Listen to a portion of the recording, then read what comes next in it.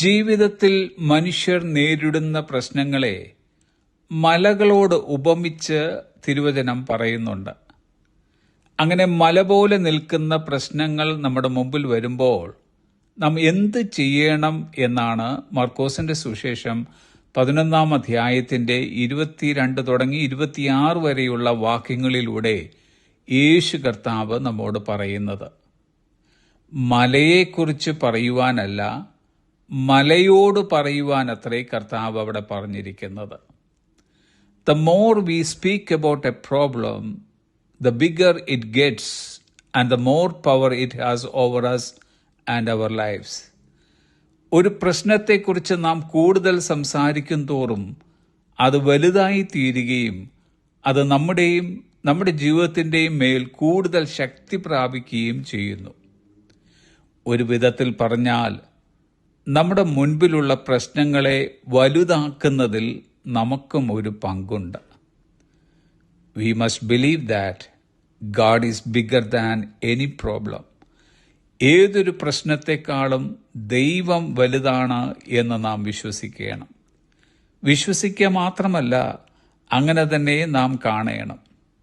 നമ്മുടെ മുമ്പിൽ നിൽക്കുന്ന പ്രശ്നമാകുന്ന മലയുടെ പുറകിൽ ആ മലയേക്കാൾ വലുതായി നിൽക്കുന്ന ദൈവത്തെ കാണുക. മലകൾ നമ്മെ ആരെയും തോൽപ്പിക്കരുത്, പകരം നാം മലകളെ കീഴടക്കണം.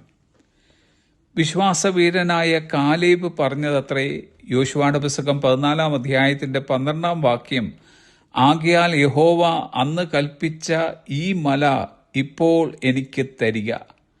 അനാക്യർ അവിടെ ഉണ്ടെന്നും പട്ടണങ്ങൾ വലിപ്പവും ഉറപ്പുമുള്ളവ എന്നും നീ അന്ന് കേട്ടിട്ടുണ്ടല്ലോ. യഹോവ എന്നോടുകൂടി ഉണ്ടെങ്കിൽ ഞാൻ അരുളി ചെയ്തതുപോലെ ഞാൻ അവരെ ഓടിച്ചു കളയും. മലകളെ കീഴടക്കുവാൻ ദൈവം തന്നെ പ്രാപ്തനാക്കുന്നുവെന്ന് കാലേബ് ഗ്രഹിച്ചറിഞ്ഞിരുന്നു. കാലേബിനെ പ്രാപ്തനാക്കിയ അതേ ദൈവം തന്നെയാണ് നമ്മിലും ഇന്ന് വസിക്കുന്നത്. നമ്മുടെ മുൻപിൽ നിൽക്കുന്ന ഏതൊരു മലയെയും കീഴടക്കാൻ കഴിയുമെന്ന് ധൈര്യത്തോടെ നമുക്കും ഇന്ന് പറയാം. ഒരാളിങ്ങനെ പറഞ്ഞിട്ടുണ്ട്, when you stop seeing the problem you are faced with and start seeing the promise of God for you, that becomes a good start towards a solution to your problem.